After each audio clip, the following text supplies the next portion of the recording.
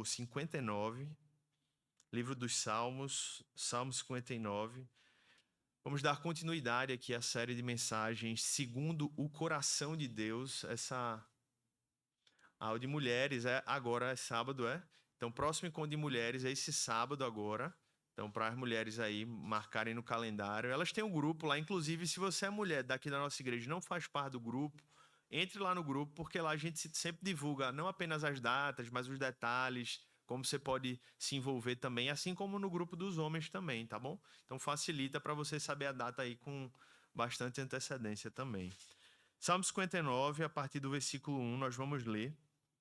Nós estamos dando sequência aqui, irmãos, a essa história da vida de Davi, só que a gente tem mergulhado na vida desse homem, não só nos relatos históricos do livro de 1º e 2º Samuel, mas temos mergulhado principalmente à luz dos salmos. E os salmos que a gente tem compartilhado aqui, eles têm sido cenas da vida de Davi que ele acabou compondo um salmo para ilustrar, para orar, para pedir socorro ou simplesmente para adorar a Deus em meio a essas vivências que ele experimentava. E hoje não vai ser diferente. Mais um capítulo da história desse homem, que foi conhecido como segundo o coração de Deus.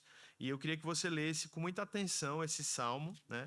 Eu vou dar uma breve introdução aqui ao contexto histórico. Desculpa, irmão, 59 não, 52. 59 foi semana passada, tá? 52.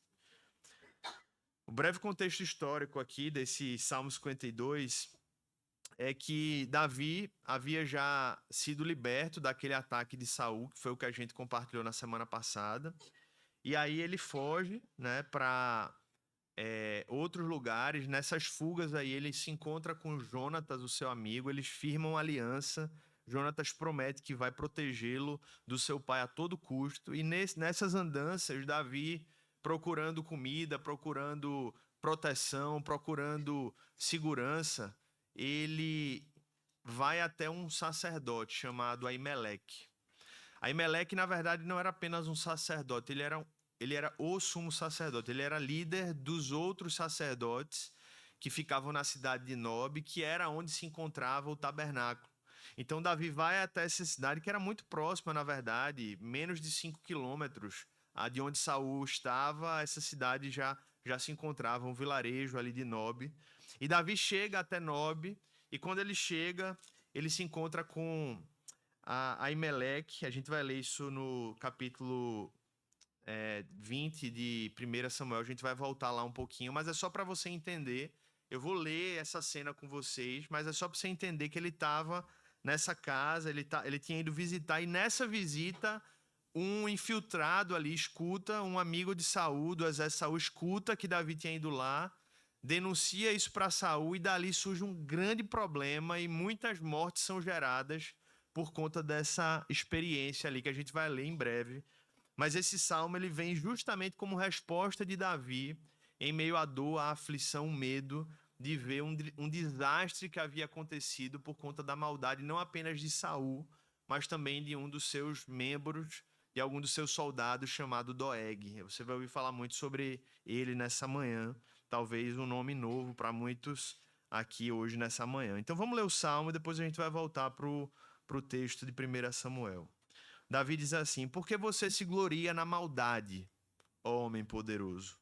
Muito provavelmente isso aqui é uma referência a Doeg. Ele está fazendo uma queixa, está se levantando em oração para Deus contra Doeg, e a gente vai entender o porquê disso. Ele diz assim: pois a bondade de Deus dura para sempre. Com a língua você trama planos de destruição. Ela é como navalha afiada, que só produz enganos. Você ama o mal mais do que o bem. Prefere mentir a falar a verdade. Você ama todas as palavras devoradoras, ó língua fraudulenta. Também Deus o destruirá para sempre. Ele o pegará e arrancará da tenda em que você habita e o extirpará da terra dos viventes. Os justos verão tudo isso, temerão e vão rir dele, dizendo: eis o homem que não fazia de Deus a sua fortaleza, mas confiava na abundância dos seus próprios bens e se fortalecia na sua perversidade. Quanto a mim, porém, sou como oliveira verde na casa de Deus. Confio na misericórdia de Deus para todo sempre. Sempre te louvarei, porque assim o fizeste na presença dos teus fiéis. Esperarei no teu nome, porque é bom. Vamos orar. Senhor Deus, mais uma vez aqui reunidos no teu nome e na presença do teu povo, Pai, que é santo e santificado por Cristo. Nós clamamos mais uma vez que a tua palavra ela penetre a nossa alma, Senhor, e ela possa realmente nos mudar, nos transformar pelo poder do Espírito Santo. Que não seja, Pai, aqui apenas uma experiência de ouvirmos algo ou uma simples explanação da tua palavra, ou saiamos simplesmente com um pouco mais de compreensão, Pai, da tua palavra revelada, mas que para muito além disso, Senhor, sejamos transformados pelo poder do Espírito Santo que atua por meio da tua santa palavra. Vivifica-nos, Senhor, invocaremos o teu nome, transforma-nos, muda-nos pelo poder que há no teu nome e na tua revelação. É o que nós pedimos e oramos em nome de Jesus. Amém. Irmão, vocês já ouviram o ditado: o peixe morre pela boca e o homem pela língua? Já ouviram esse ditado? Porque o peixe, ele morre quando ele vai lá na isca, né? E quem é pescador sabe, ele vai lá, pega a isca e a partir dali já era. Ele vai para as nossas mesas, né? Ou se você for um pescador de hobby, aí você devolve lá, né? E segue a vida. Mas o peixe morre quando ele pega a isca, quando ele não se liga que aquilo é uma armadilha e não comida de verdade. E do mesmo modo, o homem, esse ditado ele quer dizer, ele pode arruinar a sua vida pelas palavras que saem da sua língua. A gente costuma ter muitas dores e desafios na vida. Muitas dores que a gente experimenta são dores físicas, né? De acidentes, de problemas de saúde. Mas, sem dúvidas, as dores mais fortes que alguém experimenta são dores da alma. São dores que martelam dia e noite em dias de sofrimento. E, sem dúvidas, as dores da alma podem vir de várias formas. Mas uma das formas mais duras que doem na alma age por meio de línguas destrutivas, de línguas que machucam, de línguas que ferem. E é muito provável que você saiba muito bem o que eu estou falando aqui, porque todos nós já fomos tanto machucados como machucamos já com as nossas línguas. E é exatamente isso que o Salmo 52, por meio de uma história, de uma experiência, vai nos mostrar. A Bíblia fala sobre isso em vários textos. Provérbios é cheio de passagens que nos instruem sobre o cuidado com a língua, né? Mostra que o homem passa por sábio quando fica calado, né? Ele não dá uma dica muito prática. Para quem quer ser sábio é muito simples, é só falar menos do que falar mais, né? É o primeiro caminho para mostrar sabedoria. Mas Tiago vai e fala sobre isso também. Nós vamos ler trechos. Tiago chega ao ponto de usar imagens vívidas, dizendo que a língua é fogo, é como fogo, né? Pode incendiar toda a existência humana. E essa história que vamos ler hoje, ela nos mostra tudo isso por meio de uma experiência que não apenas afetou a alma de Davi, mas efetivamente, literalmente, causou a morte de milhares, ou melhor, de centenas de pessoas. Para entender isso, irmãos, que eu estou falando aqui, vamos entender um pouco do contexto do Salmo 52. Eu já adiantei um pouco, mas eu vou retomar para você ficar bem consciente dessa história. Como eu já tinha dito, aqui Davi já tinha sido escolhido e ungido como rei, depois de Saul também ter sido rejeitado como rei sobre Israel. Davi já havia vencido Golias naquela batalha épica. Davi já havia, portanto, começado a atrair a inveja e a ira de Saul, de modo que Saul tenta matá-lo por 2 vezes com lanças afiadas, não consegue e chega ao ponto de mandar um exército para matá-lo. Falamos sobre isso domingo passado. Ele cerca a casa de Davi, e Davi, com a ajuda de Deus e a ajuda de Deus através de quem? De Mical, a esposa dele, consegue fugir ali daquela casa e mais uma vez o Senhor dá um livramento para Davi. E Davi oficialmente então se torna um fugitivo. oficialmente o status de Davi é procurado aqui, né? Ele agora mais do que nunca era reconhecido como o homem que estava fugindo do rei.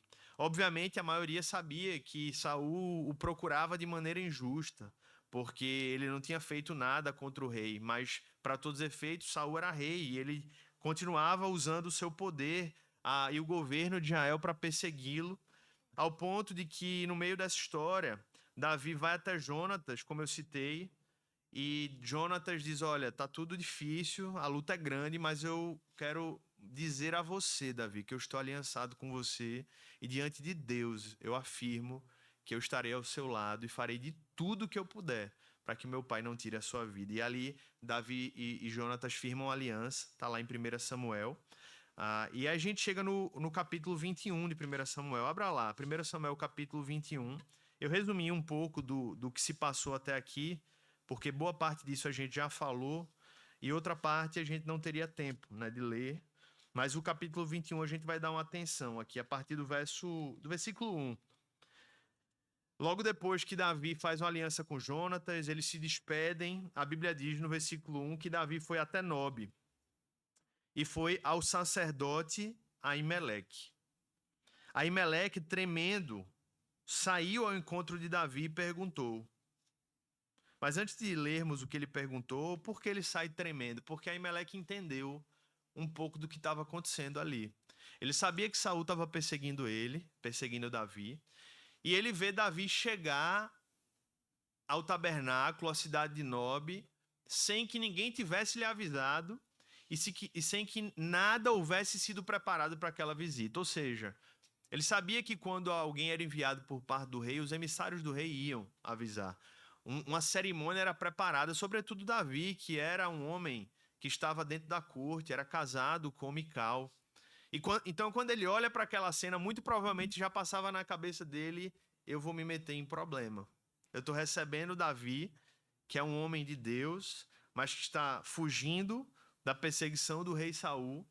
E ele vem e já lança a pergunta, né? Ele já vai direto ao ponto: por que você está sozinho e ninguém veio com você?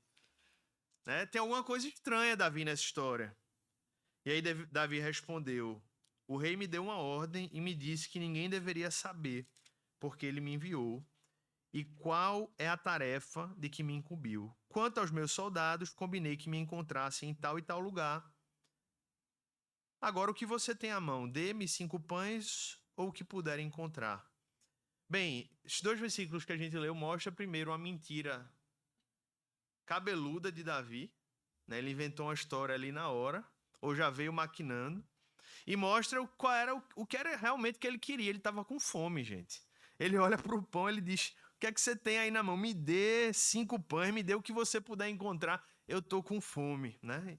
E, irmãos, Davi inventa uma história, não tem outra palavra aqui. Ele inventou uma história para, de algum modo, talvez tentar achar a solução para a fome que ele tinha, mas não deixa de ser uma invenção, não deixa de ser uma mentira. E o sacerdote, sem saber da verdadeira situação, a gente vai ler isso mais para frente, talvez acreditando ou se forçando a acreditar em Davi, ele atende aquele clamor, ele dá não apenas comida, mas ele também dá armamento para Davi. A gente vai ler sobre isso ao final. Mas o fato é que nós vemos aqui uma conduta difícil de aceitarmos na vida de Davi, né? Davi aqui vinha apresentando um padrão, um homem que, a despeito das circunstâncias, se mantinha fiel a Deus. Lembre-se, Davi lutou contra Golias. Davi, mesmo no meio de uma situação extremamente adversa, ele escolheu confiar em Deus. E aqui a situação era adversa também, difícil também, ele estava sendo perseguido pelo rei, mas aqui a gente vê um comportamento diferente. Vemos Davi confiando em sua própria capacidade. Porque o que é a mentira a não ser confiar na sua capacidade? É acreditar tanto em si, ao ponto de acreditar não apenas que a sua história não vai ser descoberta, como acreditar que ela de algum modo faz sentido. E é isso que Davi faz aqui, irmãos.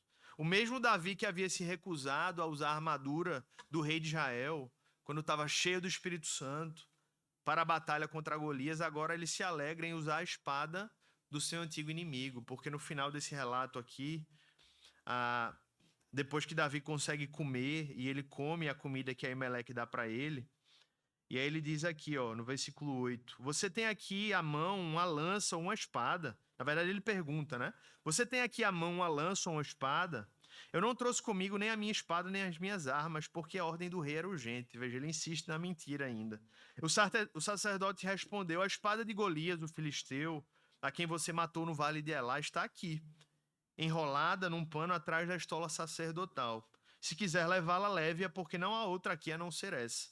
Davi disse, não há outra semelhante, dê-me essa espada. Então veja que ironia da narrativa, da sequência. Davi, agora que venceu o gigante, não pela sua força, mas pela força de Deus, usou pedras que qualquer um riria daquela arma, daquele arsenal. Agora, no meio da sua crise, não apenas mente, mas agora ele se apodera da arma que o seu inimigo, que parecia ser invencível, parecia ser invencível, melhor dizendo, parecia ser impossível vencer, melhor dizendo, justamente foi derrotado, e foi justamente a espada que Deus usou para que ele pudesse cortar a cabeça de Golias. Então é como se o texto, irmãos, nos mostrasse, de fato, nas entrelinhas, um Davi que havia se deixado levar por algo que não agradava a Deus aqui. É um marco, Nob se torna um marco em que o medo de Davi deu lugar ao pecado, à incredulidade, à impiedade. E isso é um alerta para nós, irmãos, porque medo todo mundo tem. E talvez o que o texto quer nos mostrar é como nós devemos encarar o medo.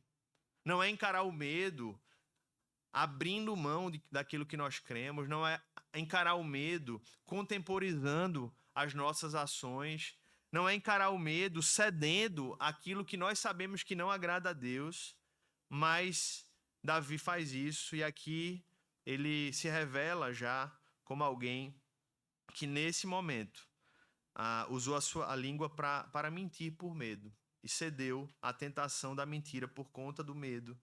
E o pior, colocou outras pessoas em perigo por conta disso, porque isso foi apenas a primeira fagulha no incêndio que foi gerado. Por quê? Porque logo depois, irmãos, um homem que estava aqui, versículo 7, volta comigo aqui, do capítulo 21. Aconteceu que estava ali naquele dia um dos servos de Saul, detido diante do Senhor, cujo nome era Doeg, edomita, o chefe dos pastores de Saul. Então, a gente vê aqui Doeg como um homem que estava ali ouvindo tudo. Em 1 Samuel 22, o texto nos diz que Davi já imaginava que aquilo que ele experimentou ali chegaria aos ouvidos de Saul. E a gente começa a ver esse enredo se complicar, porque em 1 Samuel 22 já havia chegado, Saul estava... Vamos ler aqui, que acho que vai ficar mais fácil lendo o enredo. Vamos para Samuel 22, versículo 6. Olha o que aconteceu. Saul ficou sabendo que Davi e os homens que o acompanhavam foram descobertos. Saul estava em Gibeá, debaixo de um arvoredo numa colina, com a sua lança na mão, e todos os seus servos estavam com ele. E aí Saul começa, né, na sua crise emocional, ele com certeza tinha vários problemas, né? Você vê pelos relatos que ele não era um homem nem equilibrado, nem muito menos sábio, né? E ele começa aqui no seu divã, debaixo de uma árvore, a expor suas inseguranças, seus medos e os seus pecados, né? Os seus pecados. Escutem, filhos de Benjamim. Será que o filho de Jessé dará também a todos vocês terras e vinhas, e fará de todos vocês chefes de milhares e chefes de centenas, para que todos vocês tenham conspirado contra mim? Então ele começa a mexer com a segurança daqueles homens. Será que Davi é capaz de dar a vocês o que eu dou? E depois ele se autodeprecia, né? Para que todos vocês tenham conspirado contra mim. Ele era paranoico, ele achava que as pessoas estavam contra ele. Ele sempre vivia nesse espírito. E aí diz assim depois, não houve ninguém que me avisasse que o meu filho fez aliança com o filho de Jessé. Não há nenhum de vocês que tenha pena de mim e me conte que o meu filho instigou contra mim o meu servo para me armar ciladas, como se vê neste dia. Então a gente vê aqui, irmãos, um coração com muitos pecados. Um coração mergulhado no pecado, autopiedade, inveja, autocomiseração. Um coração que só conseguia se sentir confortável se aqueles que estivessem à sua volta sentissem pena dele e entrassem naquela paranoia que ele acreditava plenamente que estava acontecendo. E a verdade é que qualquer pessoa minimamente normal ao ouvir aquilo iria olhar e dizer: opa, tem alguma coisa estranha no relato desse homem. Tanto por conhecer o que Davi fazia ou não fazia, como também por ver o comportamento de Saul. Mas outras, irmãos, como Doeg, enxergaram nessa ocasião uma oportunidade de ouro. Um homem também com as suas paranoias, mas principalmente com os seus pecados, como Doeg, olhou para aquela situação e disse: é agora. Agora vai ser a minha vez. Agora é a minha chance. Olha o que ele faz. Então Doeg, o edomita, versículo 9, que também estava com os servos de Saul, disse: eu vi o filho de Jessé chegar a Nob, para falar com Aimeleque, filho de Aitube. A pedido dele, Aimeleque consultou o Senhor e também lhe deu mantimento e a espada de Golias, o filisteu. Irmãos, Doeg não mente explicitamente aqui. Talvez não tão claramente, mas ele mente distorcendo e manipulando. Pela fala de Doeg, ao ouvir aquilo, o que é que Saul conclui? Aimeleque e Davi estão conspirando contra mim. Quando na realidade, Aimeleque, pelo menos até onde se vê pelo texto, ele não pôde concluir claramente, indubitavelmente, que de fato havia ali uma fuga, ou muito menos dizer que Aimeleque conspirou com Davi nesse processo. Na verdade, Aimeleque ali se viu como um sacerdote, alguém que talvez teve misericórdia de um homem que passava fome e que não sabia para onde ir. E a verdade, irmãos, é que Doeg não contou a Saul que Davi havia enganado Aimeleque. Ele deixa isso subentendido porque ele queria exatamente ganhar a confiança de Saul para se aproveitar de tudo que aquela situação poderia proporcionar. Ele fez parecer que Aimeleque estava conscientemente ajudando e apoiando Davi em toda a paranoia que Saul insistia em acreditar. E além disso, Doeg afirma que Aimeleque consulta o Senhor por Davi, mas o texto não é explícito sobre isso em nenhum momento. Muito provavelmente um acréscimo dele. E tudo isso, irmãos, cai como uma luva para alimentar a ira de Saul, a paranoia de Saul. E Doeg faz isso, irmãos, porque ele era um homem que também era inseguro.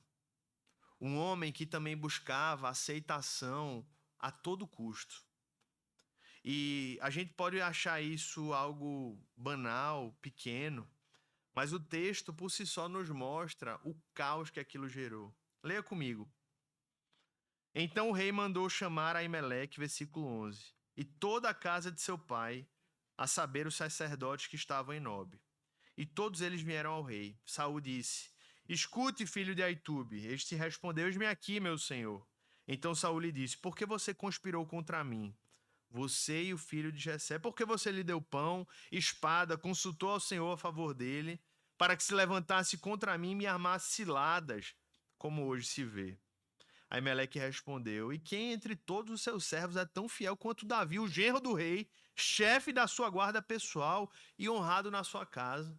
Ou seja, Deus usa Aimeleque para talvez, numa outra tentativa, dizer: Saul, pelo amor de Deus, abre os olhos e veja que o que você está fazendo, a paranoia que você está alimentando não é verdade. Davi nunca fez nada.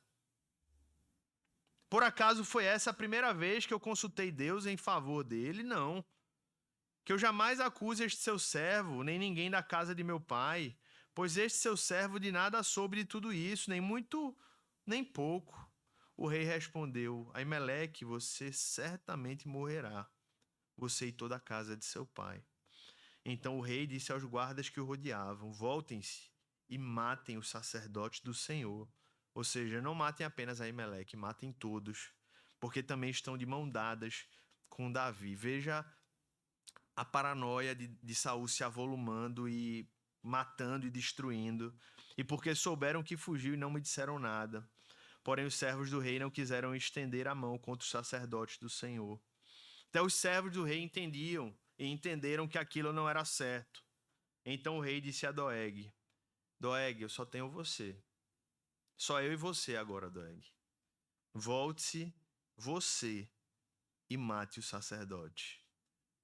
E aí o que é que Doeg faz? Óbvio que ele vai lá e faz, porque era isso que ele queria. Ele era um homem que queria ser aceito. Ele era um homem que queria ser reconhecido. Ele era um homem que queria ser exaltado. E a Bíblia diz que então Doeg, o edomita se voltou e investiu contra os sacerdotes. Naquele dia, ele matou 85 homens que vestiam estola sacerdotal de linho. Também a Nobe, a cidade desse sacerdote, passou a fio de espada. Matou homens e mulheres, meninos e crianças de peito, bois, jumentos e ovelhas. A paranoia de Saul, os pecados de Saul, assim como os pecados de Doeg, e assim também como os pecados de Davi nesse caso, foram causa, irmãos, de uma tragédia. 85 sacerdotes mortos. Uma tragédia espiritual, porque aqueles homens eram, de algum modo, propulsores da espiritualidade de Israel, além de todas as suas famílias, mulheres, crianças, animais. E Doeg executa essa ordem, matando a lâmina da espada centenas de pessoas. Um homem, sob a ordem de Saul, mata centenas de pessoas. Mas tudo isso tendo começado não pela lâmina da espada, mas pela lâmina afiada da língua. E o Salmo 52, irmãos, é a resposta de Davi a essa tragédia. É o clamor. Foi escrito por Davi quando ele soube que Doeg contou a Saul sobre a sua ira. Quando ele soube o que aquela situação tinha gerado, o caos, a catástrofe que aquilo tinha gerado. Tanto é que nos versículos 3 e 4 ele define Doeg como o homem que ama mais o mal do que o bem, o homem que ama todas as palavras devoradoras. E essa história, irmãos, esse enredo, junto com esse salmo, serve para nos mostrar, de fato, que a língua ela é muito perigosa. E ela tem efeitos muito danosos quando usadas para o mal. Doeg usou suas palavras como uma navalha afiada e não apenas causou dores na alma, mas causou mortes, irmãos. E é nesse sentido que eu quero investir um tempo aqui para vermos que esse é um tema que é trabalhado em toda a Bíblia. Tiago capítulo 3, versículo 8, leia comigo. Como eu disse, Tiago talvez é um dos que escrevem de maneira mais clara sobre isso. A língua é incontrolável, ninguém é capaz de domar, é mal incontido, cheio de veneno mortal. Mas Tiago não aprendeu isso sozinho. Claro que ele foi inspirado pelo Espírito Santo aí, mas ele já havia ouvido isso de outra pessoa. Ele havia ouvido por meio de Cristo, seu irmão. Mateus capítulo 12, versículos 36 a 37. O Senhor Jesus diz: Digo a vocês que no dia do juízo as pessoas darão conta de toda palavra inútil que proferirem, porque pelas palavras você será justificado e pelas suas palavras você será condenado. Como assim, pastor? Por que tanto peso sobre a nossa língua? Por que tanto peso sobre as nossas palavras? Sabe por quê? Porque as nossas palavras revelam o nosso coração. A língua, ela apenas revela coração. Por isso que no próprio texto de Mateus capítulo 12, versículo 34, leia comigo. o Senhor Jesus disse essa frase tão conhecida. Ao final do texto, ele diz assim: porque a boca fala do que está cheio o coração. Por isso, irmãos, por isso a seriedade do texto bíblico em apontar para a nossa língua, porque na verdade ele está apontando, na verdade, para o nosso coração. Se quisermos perceber o que de fato se passa em nossos corações, basta observarmos o que sai da nossa língua, o que sai das nossas bocas. O salmista diz no capítulo, no Salmo 52, que a língua é como navalha afiada. Mas para uma navalha ela ser afiada, ela precisa ser o quê? Amolada. E aí quem é que amola a língua? O coração. O coração é que amola a língua, irmãos. Então o que nós falamos é refletido por aquilo que o nosso coração amola, para que aquilo possa ser transmitido com os nossos lábios. O coração é a pedra de amolar a língua. Se o coração está cheio de ira, cheio de inveja, cheio de orgulho, a língua vai ser um instrumento de destruição. Porque a língua fala e a boca fala daquilo que o coração está cheio. O que a pessoa é no coração, ela vai manifestar nas suas palavras. Não apenas faladas, mas escritas. Se alguém olhasse suas mensagens hoje do celular, seus comentários nas redes sociais, será que veria um coração cheio de graça? Ou cheio de ira? Cheio de distanciamento do Senhor? Coração cheio de amor, misericórdia e santidade, ou um coração cheio de destruição e de pecado? Como é que temos usado, irmãos, as nossas palavras no dia a dia? Esse é o grande conceito do Salmo 52. Essa é uma das grandes e talvez principais aplicações desse salmo. É o que Davi começa dizendo no versículo 1: por que você se gloria na maldade, ó homem poderoso? Ele é irônico aqui com Doeg. Você que se acha tão poderoso porque matou a vida de centenas de pessoas, mas na verdade ele era um covarde, porque ele só matou aquelas pessoas porque aqueles homens foram corajosos o suficiente de aceitar morrer por serem fiéis. Enquanto Doeg foi covarde, não porque apenas matou crianças e mulheres, mas porque matou homens que aceitaram não lutar, porque entenderam que ali era um ato de obediência a Deus. Resistirem, não resistirem. Então ele olha: por que você se gloria, Doeg? Por que você foi contar a vantagem para Saul? Por que você foi dizer o que não deveria ter dito, quando todos os soldados se calaram? E por que os soldados se calaram, irmãos? Porque eles sabiam que Saul era um homem em crise. Eles sabiam que Saul não estava bem em nossos dias. Saul estaria afastado, com um laudo, com certeza. Mas é curioso que isso não elimina o pecado de Saul. E esse, inclusive, é um dos temas, irmãos, sensíveis em nossos dias. Numa era de laudos e de extremos transtornos, nós, como igreja, precisamos reconhecer diversos avanços e luzes que a ciência pôde trazer, sim, mas não podemos abrir mão do que a Bíblia chama pecado, continua sendo pecado. Amém, irmãos? É uma tensão difícil de ser compreendida, mas ela precisa ser encarada por nós como igreja. E talvez seja mais simples do que parece. É só nós não abrirmos mão de chamar pecado o que é pecado. Determinados pecados vão precisar ser encarados com talvez maior sensibilidade diante de determinadas percepções que pessoas vão ter por seus laudos, pelas suas classificações à luz do que a ciência vai dizer hoje.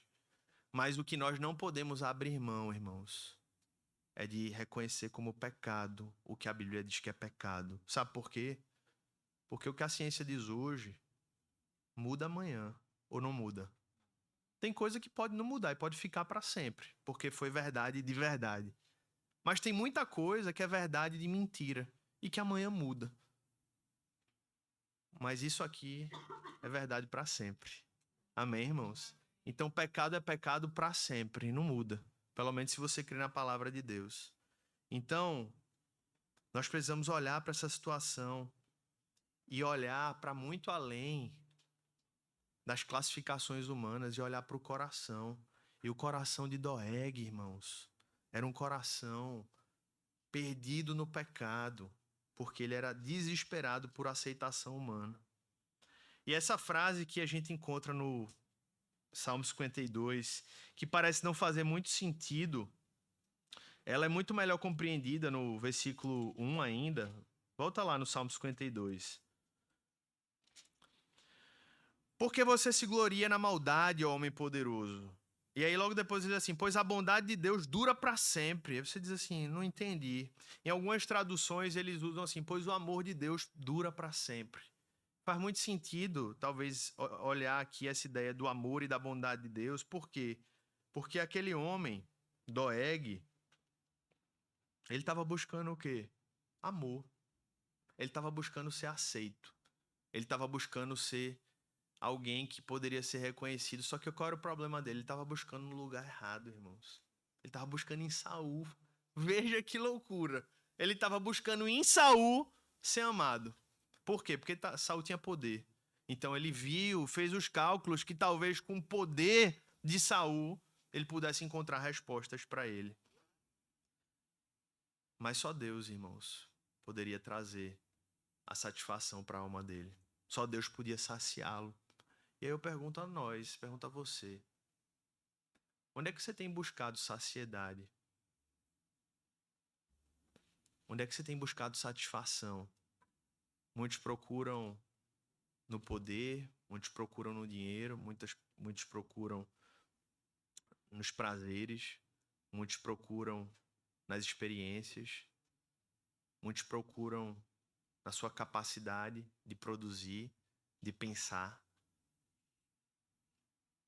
Mas a verdade, irmãos, é que nada disso pode nos preencher, porque é somente o amor de Deus, a bondade de Deus que dura para sempre. Só ela que é capaz de saciar plenamente. Pai e mãe, o amor do seu filho não vai te preencher.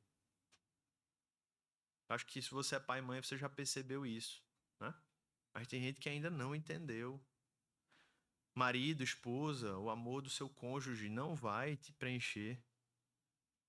Profissional, o amor do seu público-alvo, da sua equipe, daqueles que você atua profissionalmente, o reconhecimento deles não vai te preencher. Coração humano, nenhum amor humano vai te preencher. Só o amor de Deus, porque só esse dura para sempre. O problema, irmãos, é que Doeg não entendeu isso. Por isso que o versículo 2 e 3 diz: com a língua você trama planos de destruição, ela é como navalha afiada que só produz enganos. Você ama o mal mais do que bem, prefere mentir e falar a verdade. Então, ele reconhece, irmãos, aqui qual era a luta. Ele continuava lutando. E Davi, irmãos, faz um diagnóstico aqui, que na verdade é o Espírito Santo, né? Ele escreve esse salmo inspirado pelo Espírito Santo, de maneira muito clara o porquê nós pecamos. Não é só porque aconteceu algo, porque Davi fez algo, porque Saul fez algo.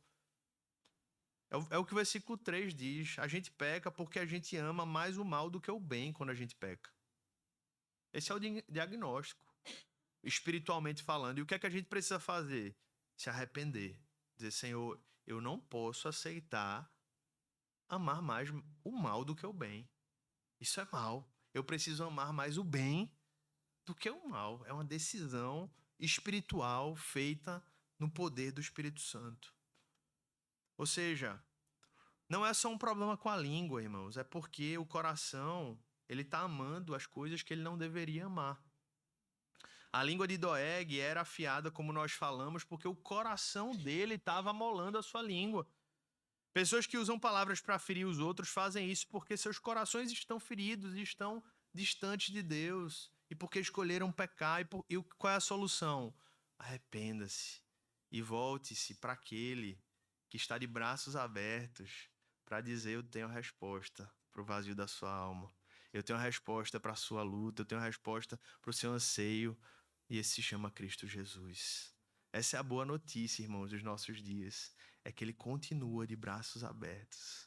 Até o dia dele voltar, até o dia dele voltar em poder e glória, ele continua recebendo pecadores como eu e como você, em suas lutas, em seus pecados, e dizendo: eu estou aqui para te perdoar os pecados e purificar de toda injustiça, se você realmente se arrepender dos seus pecados.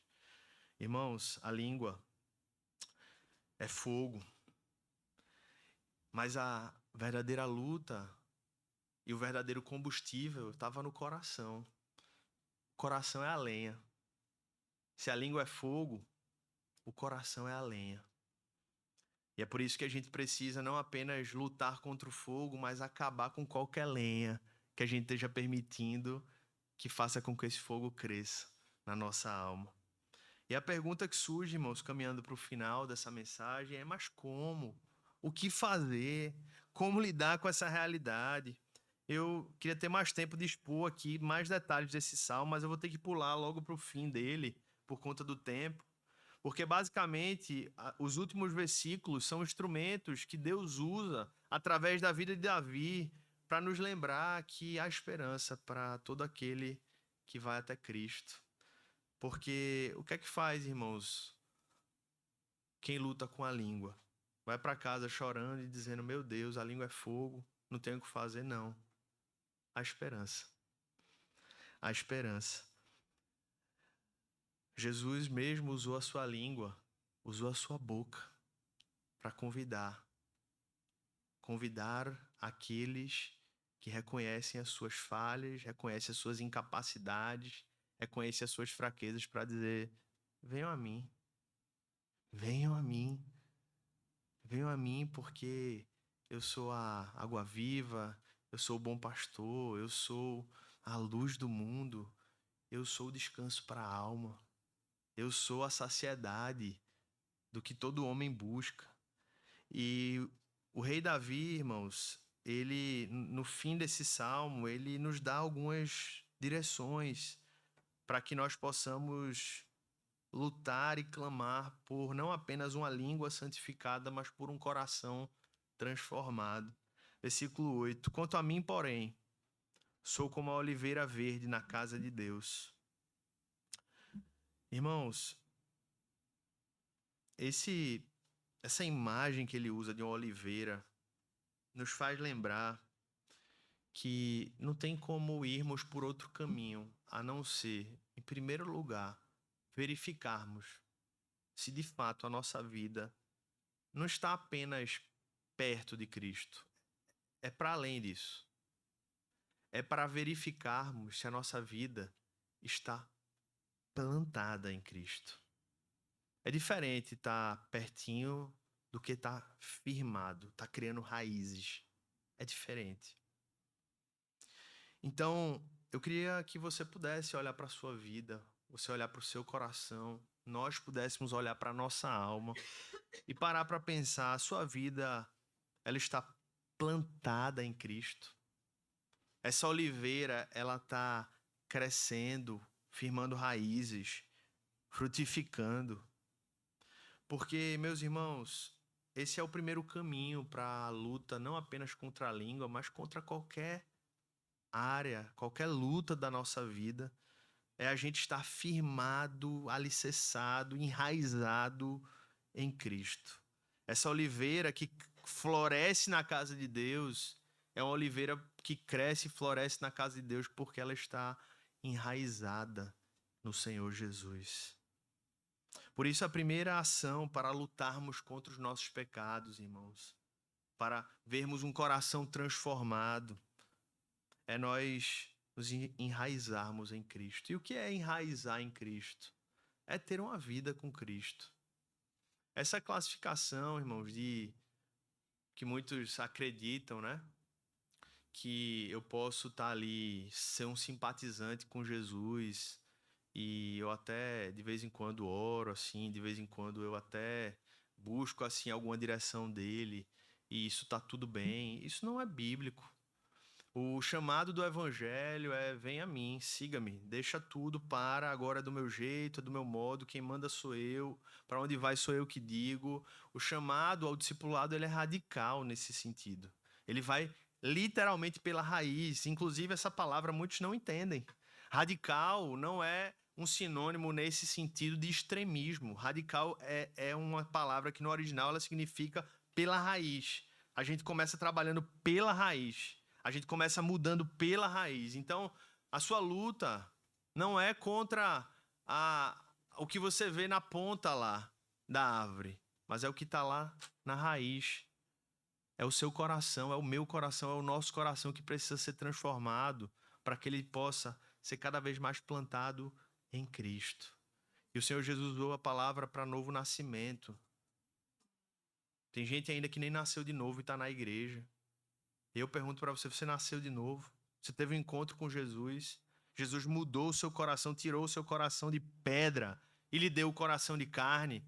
Porque se você tem um coração de pedra, você vai passar a vida toda tentando lutar contra determinadas coisas e não vai avançar porque é um coração de pedra. E o que é que eu faço? Clame por um coração de carne. Diga: Senhor, me dá um coração de carne. Senhor, tira o meu coração de pedra. Me faz nascer de novo. E se você já tem um coração de carne, continue se firmando em Cristo. As lutas vêm, os ventos vêm, a árvore balança, mas o que importa, meu irmão, é você estar aliançado com Jesus. Dizer: ninguém vai me tirar desse caminho. Assim como Jonatas olhou para Davi e disse: Davi, eu não sei o que eu vou conseguir fazer, mas o que eu puder, conte comigo. Eu vou fazer o possível para a sua vida ser preservada. Assim é o crente. A gente não domina todas as coisas. Tem muitas coisas que fogem do nosso controle, mas aquilo que está dentro da nossa capacidade é o que compete a gente dizer a Deus: Senhor, eu não controlo as estações, eu não controlo o tempo, eu não controlo nem minha própria vida, mas o que competir a mim, eu estarei ao teu lado, Senhor. Eu estarei firme contigo, eu estarei buscando ouvir a tua palavra, eu estarei me sujeitando à tua correção, eu estarei louvando a ti nos dias difíceis, eu estarei ao teu lado, custe o que custar. Essa é a decisão que o Senhor espera de nós. Ele continua dizendo: sou como oliveira verde na casa de Deus, confio na misericórdia de Deus para todo sempre. Sempre te louvarei, porque assim o fizeste na presença dos teus fiéis. E é isso que eu queria pegar aqui, irmãos, também como aplicação. Não tem como a gente buscar uma vida diferente, longe daqueles que são chamados como o povo fiel de Deus. Mostrando que uma comunidade saudável, ela fortalece a nossa fé e nos ajuda a usar a língua para edificar e não para destruir. Como é que eu aprendo a usar a minha língua para a glória de Deus? Através da palavra de Deus e com o povo de Deus. Porque lendo a palavra de Deus, a gente consegue entender quais são as palavras que agradam a Deus. Mas é só olhando para línguas em movimento, em ação, que a gente vê essas palavras sendo materializadas e a gente pode testemunhar com os nossos olhos. Existem 7.000 que não se dobraram a Baal. Existem 7.000 que não aceitam uma vida de murmuração, mesmo quando tudo ao redor é plenamente passível de justificar a murmuração. Existem 7.000 que não se dobraram a Baal, de manter nos seus lábios uma vida de louvor, mesmo quando tudo ao redor não justificaria, não demandaria um ato de louvor. E quando nós vemos que isso existe, irmãos, quando nós olhamos para uma comunidade de pessoas imperfeitas, mas que têm se esforçado pelo Espírito Santo para serem fiéis a Deus, aí nós somos encorajados para que as nossas vidas também sejam diferentes, amém? O próprio Davi lutou, irmãos, contra isso. Curioso que essa história é uma das poucas, junto com a história de Batseba, que nós vemos claramente um pecado de Davi. Davi pecou aqui. Mas Davi tinha um coração que era segundo o coração de Deus. E qual era a diferença dele? É que ele se arrependia. Ele dizia, Senhor, pelo amor de Deus, Senhor, não, isso aqui eu pequei. Eu pequei, Senhor, me perdoa, em nome de Jesus. E ele aprendeu isso com certeza no meio do povo de Deus, no meio dos seus fiéis, no meio daqueles que invocavam o nome de Deus. E para terminar, irmãos, ele conclui também nos deixando essa lição no versículo 9, quando ele nos mostra que esse ato de louvor era também um hábito da sua língua. Sempre te louvarei, Senhor, porque assim o fizeste. Quando Davi escreve o Salmo 52, ele estava lidando com a maldade de Doeg, que levou à morte de vários inocentes.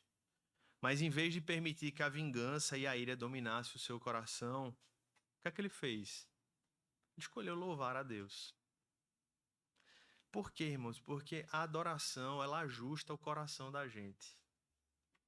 Ela ajusta. Tá irado, acontece. Mentiu, felizmente a gente pode, murmurou, fofocou. A gente vai, mas onde é que a gente não pode errar? É de voltar e dizer, Senhor, fui afligido por uma palavra difícil. O que é que eu não posso abrir mão, além de me arrepender? Sempre te louvarei, Senhor. A adoração, ela ajusta o coração, irmãos. Ela equaliza as coisas. E quando um coração é ajustado, ele manifesta gratidão e ele proclama a salvação de Cristo Jesus. Então eu queria terminar dizendo isso aqui para nós, irmãos. É verdade que a Bíblia fala de muitos exemplos da língua sendo destrutiva. A gente leu um bocado sobre isso hoje. Preciso nem falar mais. Mas é verdade também que nós vemos muitos exemplos da língua sendo um instrumento não apenas de bênção, mas de salvação de pessoas. Às vezes até de línguas que não estavam nem tão afim assim e que foram usadas por Deus como Jonas. 40 dias, viu, gente? Se preparem que vai acabar tudo. Mal sabia ele que aquela língua seria santa e foi santa porque as pessoas se arrependeram de seus pecados. O apóstolo Paulo, que pregou, Pedro, que pregou, 3.000, 2.000, 5.000 se converteram porque a língua foi usada a serviço da glória de Deus, a serviço do reino de Deus, e principalmente a língua do nosso Senhor Jesus, que foi usada para proclamar sermões como o Sermão do Monte, mas também foi muito usada quando silenciou. E foi o silêncio de Cristo que nos garantiu a salvação. Porque ele poderia ter invocado todos os seus direitos legais à época para dizer: peraí, eu não fiz nada, recorro. Peraí, não é desse jeito, peraí, estão me julgando. E não foi dessa forma. Mas ele silenciou diante dos seus inimigos. E ele silenciou porque ele sabia que a sua morte era o meio de salvação e de vida para nós. Então nós vemos em Cristo não apenas um exemplo de poder por uma língua que falava, mas vemos em Cristo um exemplo por meio de uma língua que silenciava. Então eu queria dizer isso para você também nessa manhã aqui. Talvez Deus queira não apenas chamar a nossa atenção, não apenas puxar a nossa orelha para a gente lutar contra o pecado. Com certeza Ele quer fazer isso nas nossas vidas. Para a gente ser mais sábio naquilo que a gente fala, para a gente ter cuidado para não ferir outras pessoas, para a gente saber se determinadas coisas são verdades antes de falar. Isso é, inclusive, daria uma pregação só sobre isso, gente. Temos que ter cuidado. A gente compartilha, às vezes, coisas na internet hoje que a gente nem certificou que aquilo é verdade. Isso é um pecado, irmãos. No mínimo, é um pecado da preguiça, né? No mínimo. Mas, enfim, isso é outro tema. Mas eu não queria falar apenas daquilo que o Senhor não quer que a gente faça, ou do que a gente deixe de fazer. Mas eu creio também que é um chamado para a gente entender essa vocação de que as dezenas, talvez centenas de línguas aqui hoje reunidas podem ser um instrumento de transformação e poder no meio da nossa cidade, no meio da nossa comunidade, no meio da nossa família. Então não é apenas sobre, vou ter cuidado com o que eu falo. Não é apenas sobre abandonar o pecado, é sobre se revestir do novo homem, que agora louva, que agora bendiz, que agora agradece, que agora anuncia Cristo em todas as circunstâncias. Então que essa história, meus irmãos, e que esse salmo nos lembre que Deus quer usar as nossas línguas para a sua glória. Ele quer abençoar as nossas famílias com palavras que sejam sábias, que sejam doces quando necessária, firmes quando necessário, mas sempre palavras cheias do poder do Deus revelado nas Escrituras. Que o Senhor abençoe cada irmão aqui presente, cada irmã. Que o Senhor use as nossas palavras para o bem das nossas famílias, para o bem da nossa igreja, para o bem dos locais em que a gente trabalha, e que nós sejamos tudo em nós para a glória do nosso Deus. Amém, irmãos? Feche seus olhos. Vamos orar ao Senhor. Vamos orar a Deus. Ô Senhor, nós te agradecemos pelo privilégio de sermos igreja, de sermos povo, de sermos filhos, Senhor. E como ouvimos, não teríamos como encerrar essa mensagem sem pedir perdão.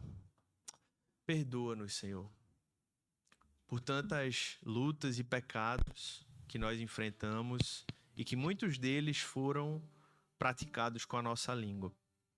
Perdoa as nossas mentiras, até aquelas que alguns acham que é justificável.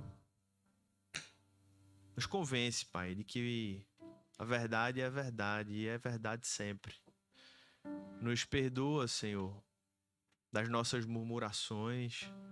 Nos perdoa, Senhor, das nossas maledicências. Nos perdoa, Senhor, de tantas lutas que nós diariamente enfrentamos e muitas vezes caímos. Mas quão bom saber é que temos um Deus que usou a sua língua para dizer: venham a mim, todos que estão cansados e sobrecarregados, e venham a mim também todos aqueles que pecaram, porque eu não vim para os sãos, eu vim para os doentes. Então que nós possamos olhar para esse Cristo que usou a sua própria boca para nos convidar a ir até Ele, debaixo dessa convicção. E também, Senhor, nós pedimos não apenas perdão, não apenas pedimos santidade no sentido passivo, mas também santidade no sentido ativo, Senhor. Que das nossas bocas saiam todos esses pecados, mas que não fique apenas o silêncio, mas que venha, Pai, sobre nós louvor, gratidão, testemunho, fidelidade, bondade, uma enxurrada de bênçãos, Pai, para que assim nós sejamos instrumentos de bênção na vida de outras pessoas. Que o Espírito Santo de Deus faça essa obra, que não seja uma obra humana, Senhor. Porque se for humana, não tem poder. Mas se for uma obra do Espírito Santo de Deus, de arrependimento, de transformação e de santificação, Senhor, aí nós veremos, Senhor, um povo chamado pelo Teu nome, proclamando as maravilhas do reino com as suas línguas, suas bocas, nos lugares onde o Senhor nos enviar, Pai, começando das nossas casas, começando das nossas escolas, dos nossos trabalhos, das nossas faculdades e por onde mais o Senhor nos enviar.